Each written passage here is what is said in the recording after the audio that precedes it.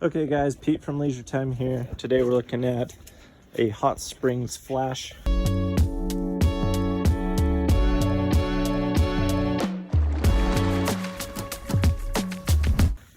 Inside you can look at the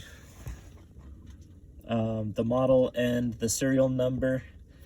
It's a 2021, so it's fairly new, still under warranty. And the customer was saying how much it was leaking, a couple inches a day. One of the major things that I look at is, first of all, the heater.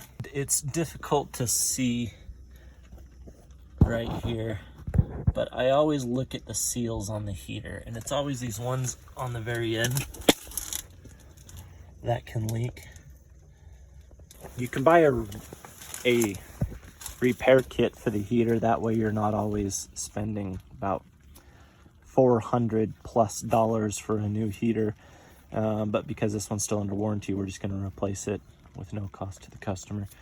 Another thing that I look at is the amount of calcium that's built up. You got some right here, all along here, even on the heater itself here, so it kind of indicates there was some dripping going on and splashing.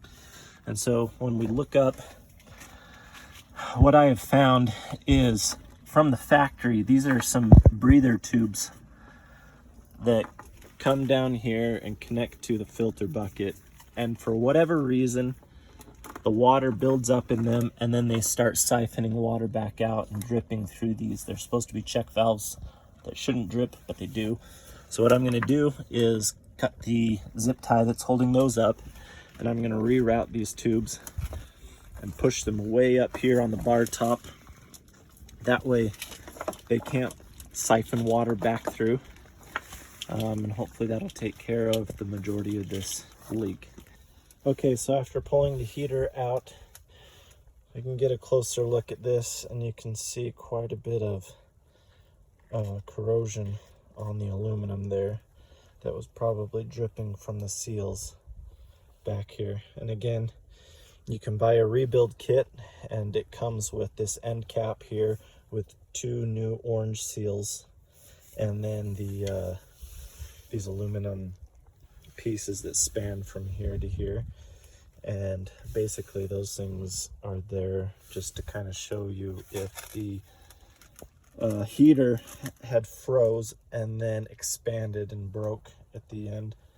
Before I put the new one in, what I'm going to do here is, so the stock heater that comes from the factory has a pressure switch on the inside of the heater. The one that I'm going to put in does not have a pressure switch, but it has a snap disc in there in case the thing overheats. But I still need this plug to go into the circuit board, and so what I'm going to do is just snip that off.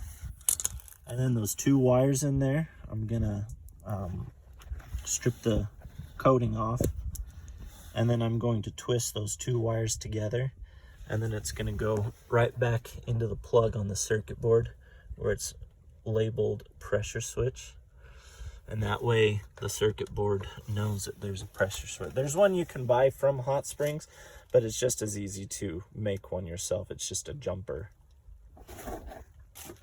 Okay, so I got the new heater put back in. I just wanted to show you guys kind of really quick how I did that. I got a pair of needle nose vice grips, and I've clamped off the water coming into the heater and the water going out of the heater, and then the little air bleeder tube back here, and I was able to pull the heater out, put the new one in. I put the sensors back in, tighten them down, and then I'm gonna go plug those sensors in. Then on the one that comes out of the box, it has these plug-ins, and I'm just gonna snip these off here at the end, strip the plastic off, and then I'll run it up through the hole on the board here and plug it in. And then if you're wondering about how those wires go in and out of there, you take a small flat blade screwdriver and you stick it up in there, and you can just push it forward, and then it's gonna open up a clamp that's inside there. You push your wire up into the terminal and pull that out, and then it clamps down on the wire. Okay, so once you got all your Connections hooked up, your hose clamps on. You can pull those vice grips off of the hoses. What I've done with these breather tubes is I've routed them up and around, and then I pointed those check valves so they were facing upwards and not pointing downwards.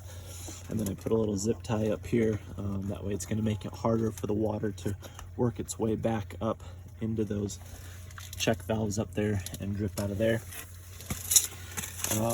We got our pressure switch jumper into there.